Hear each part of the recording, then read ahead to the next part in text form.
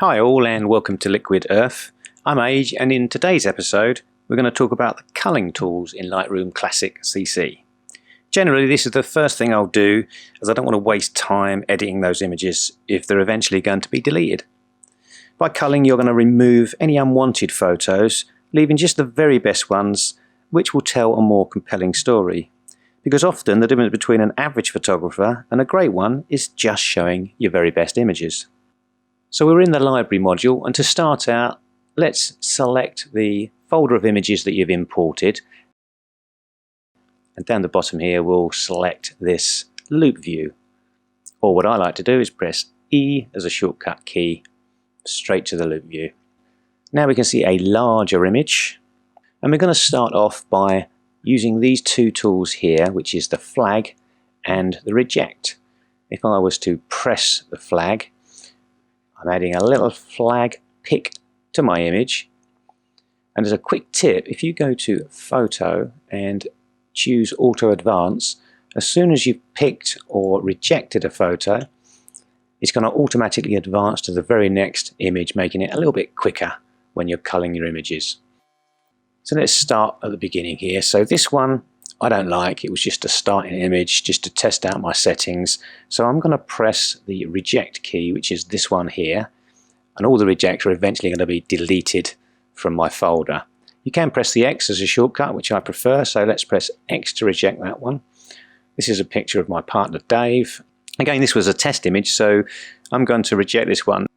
Notice that I'd already picked that one. You can unpick it by pressing the shortcut key U just to undo, or you can simply overwrite by pressing the X to reject. Any P or pick are photos that I'm going to keep, and I'm going to later refine those with these star ratings. But let's go through the whole folder first of all and make our picks. These are the ones that we're going to keep. So I'm going to keep this one. Next I've got a series of a few images, and I can just flick through these using my keyboard and maybe choose one that I prefer. So we'll reject this one, I'm going to pick this one, and we'll reject these two here. And let's continue all of the way through. I've speeded this section up to spare you the boredom. And then if, like me, you've got a series of similar images, you don't want to keep them all. Perhaps just choose one or two of the images that you're going to keep. So let's go through this particular series of images here. Now this one's okay, I'm going to keep this one. I also quite like this one, but let's flick through a couple of these. This one not so much. I don't mind that one, not so much. And I like that one. Let's just check. Actually, I'm going to change my mind and press X, and I'm going to pick this one instead. And let's fast forward again through the rest of these.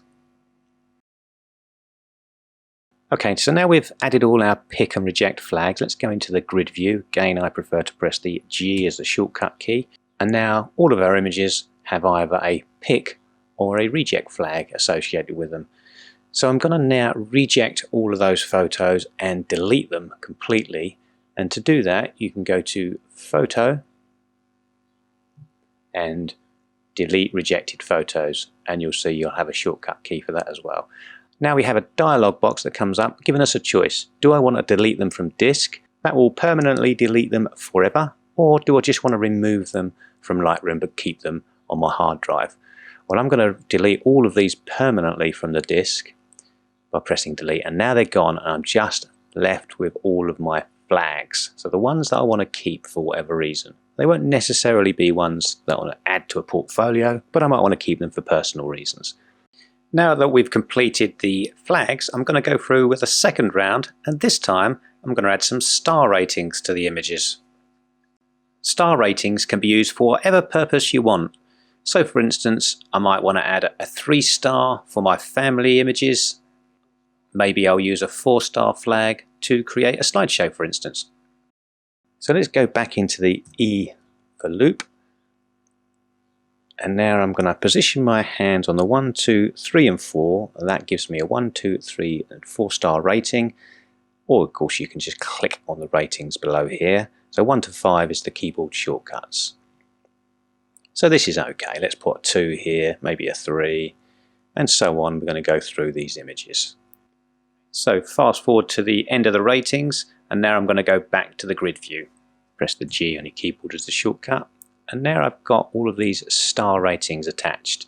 Now if you don't see those on your smaller images, if you go to a view, under the grid style you've got some options here. Show the expanded cells and you should see more information.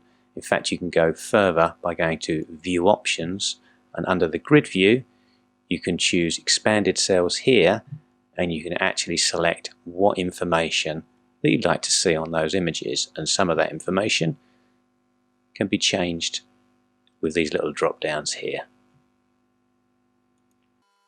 During that round I rejected a few more photos, so let's go to Photos, Delete Rejected Photos, and Delete Forever from the disk. Now I'm left with all of the pics, and they're all given a star rating. And if I want to, I can filter these images. Just go to the filter bar at the bottom here, and if I choose this icon, greater than or equal to 4 stars, and I've just narrowed it down to the ones that I've rated a 4 star, and again greater than or equal to 3 star gives me the 3 and 4 stars. Other options, less than or equal to, or just equal to if you wish, and you can combine these as well. So if you added certain flags or color labels, you can combine them. So let's say all of my images with Dave in, I'm going to command or control click these images here, and I can color label these if I wish. And the keyboard shortcuts for those are 6, 7, 8 and 9, which gives you the red, yellow, green and blue, and you can click this one for purple, which doesn't have a shortcut key. Let's press 6, so all of those ones are now flagged with 6. So if I want to, let's choose just the ones that are red but are at least 4 star, and here again we've narrowed those images down. So that's how I would go about culling my images to leave me with just the images that I want to keep for various purposes, and then of course you can refine those with stars and color labels for whatever purposes you wish. Well, I hope that was useful for you. If it was, consider giving me a like and subscribe if you want to see more. I post these videos every single week, and on the screen now you can see a link to the next video, which is all about Lightroom Develop module, or you can go to the previous episode, which was a complete overview of Lightroom Classic CC, and there's links in the description too. Thanks for watching guys, really do appreciate it, and I'll see you next time.